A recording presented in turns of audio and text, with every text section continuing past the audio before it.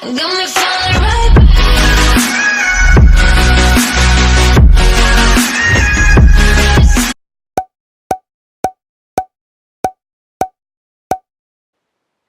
Alright guys, in today's video it's going to be about how to change your brake pads.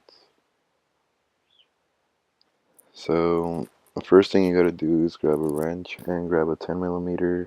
Most calipers use 10mm bolts, and you're gonna unbolt the first one that's on the top and the second one that's on the bottom, or vice versa, whatever you choose. It's pretty easy. Just grab your wrench and unbolt it. But if you are having some issues where it's too stiff in there, in case it's due to rust or thread lock or something that they used, you can always just grab a hammer or a mallet, or just grab like another piece of metal or something, a rock, I don't know, something to just kind of like tap your wrench and just make it a little bit more stiffer, as you see here. I know sometimes when you get a used car, some owners don't do good maintenance. As you see here, it looks like the owner never really did a good job in maintaining the car. And ignore the oil spilled right there. We were doing this at the same time when I was doing the video of how to change your oil. And that's just some oil I spilled. Alright, and right now we're just unbolting the bolts.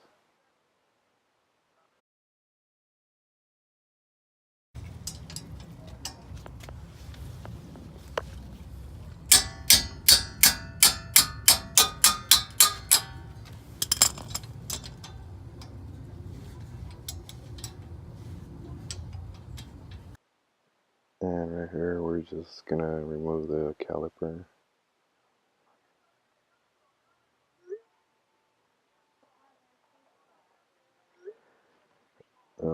You might struggle with it a little bit just because most likely it's never been removed, but it's pretty simple. And once you remove it, try to like rest it on something. If you have like a stump or a brick of cement or something, you could rest it on that, but I didn't, so I'll do the next best thing, which is using some zip ties. They're pretty cheap. You could get some on Amazon probably for like $5. Alright, and once you zip tie the caliper up, it's always good to just put two zip ties together just to make it a little bit longer. Just how we did it right here, and just zip tie it up on the shock, or if you have coilovers and the coilovers, just somewhere where it's out of your way and it won't bother you to take out the brake pads, because you don't want it just dangling around, because it's going to put some stress on your brake lines, and you don't want that. It's a hassle taking out air bubbles out of your brake lines. And once you have it secure like that, start removing your brake pads.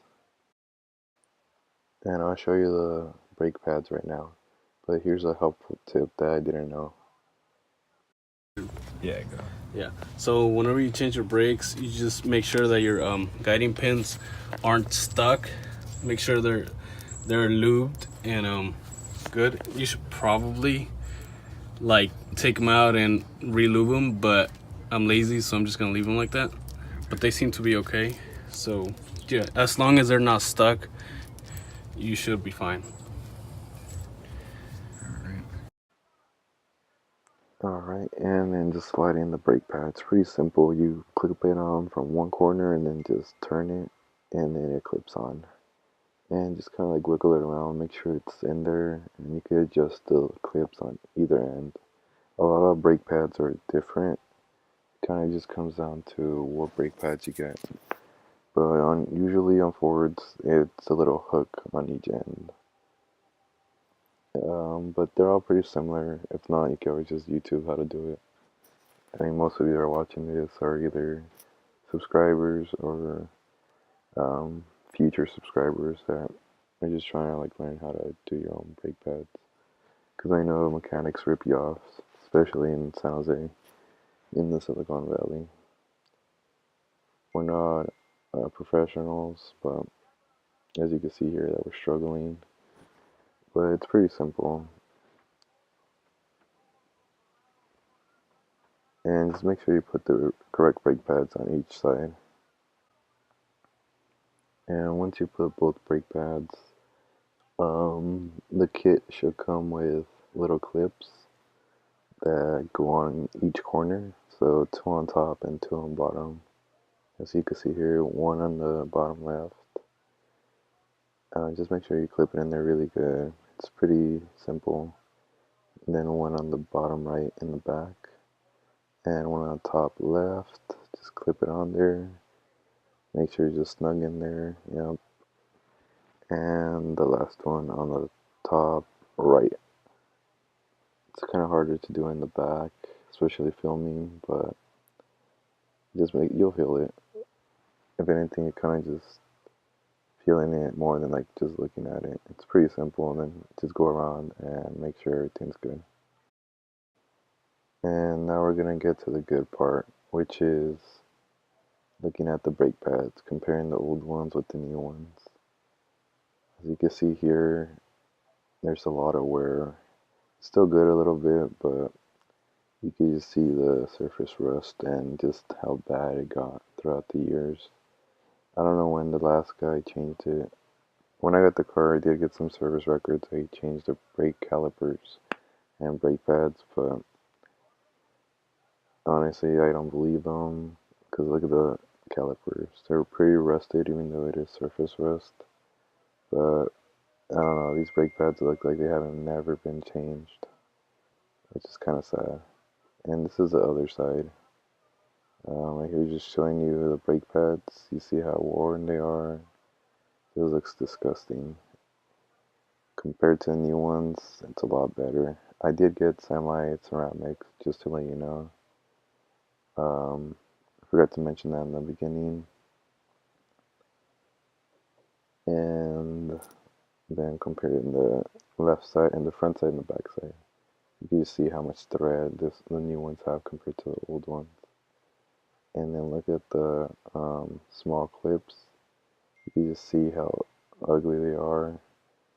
And the bolts, usually you can replace them, but I'm still going to use them. They look pretty good. You can see how old they are and how nasty they look. And the new ones are just a lot better. Yeah. Alright, and I'm going to show you two ways of compressing the caliper back so you could put it on the new brake pads since it is going to be compressed a bit. The first way doing it is just basically, I forgot the name of the tool, but it kind of just like pushes it and you twist it and you just do it individually. It's going to have two pistons. So, what is the word?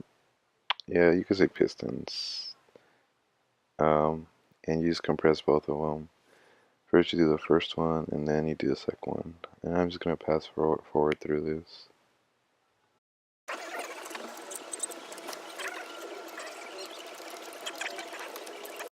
And once you compress both of them, just take out the tool. You get one of these, it's pretty simple. You unscrew it, and then you're able to just push a little button and then pull it out, which is really good. And sorry, I just got a text message. And then you just put the caliper back. And this is going to be the second way of doing things, which is you put the old brake pad on there, and then you use the same tool and you compress it. And then it should, push back the pistons back together at the same time. It is a good way of doing things. You could save you some time with air quotes around time, just because if you really look at the video, like you're compressing it from one section, so it might be a little lopsided, but not really. But it kind of, yeah, that's how it kind of was feeling when we were doing it. So usually I recommend the other method a little bit better, but both one work just as good. I just like the other one a lot more, just because you can see we were struggling like taking it out and all that. And yeah, it was such a struggle because the thing just got in there and it was a little messy, you could say. But honestly, guys, I recommend doing the other method better. It'll just save you a little bit more time. But I just wanted to show you this method in case you guys already knew about it or you guys never knew about it. Alright, and then back to the main part is we're just going to be putting back the caliper and see how easy it went in once you compress the pistons. And then just line it up to both holes and put back your 10mm screws. We started with the top one, then went down. Just we found it a lot easier. Like it's just like the weight, since the weight's going down, so might as well just do the top part first. And it's kind of hard to line them up just because you are doing it from the back forward, but you got it, guys. Alright, and then just screw both screws on correctly, lefty loosey, righty tighty. Try not to over tighten them because you don't want to strip them. I don't know what material your manufacturer uses, but I believe these were aluminum. I could be wrong. Maybe they were, I don't know, they were steel. But either way, you don't want to strip any lug nuts or any screws. Just it makes it such a pain in the butt doing it in future ways. That's why usually I recommend getting new screws and bolts. But these looked really good. From the outside, they were a little like corroded, but inside they looked brand new. And yeah, just make sure all of them are good. Always just double check everything. Tighten the bottom one, and then go back and tighten it again just to make sure that everything's balanced good and nothing's too over tightened or anything. And you guys are gonna be good after this. And just make sure everything's good and tight, and just throw on your wheel. It's pretty self-explanatory. Throw your lug nuts on, tighten everything, and use a torque wrench. And you guys are set. Thanks for watching, guys. Subscribe if you liked the video, if it was helpful. Give it a thumbs up, and see you guys next time.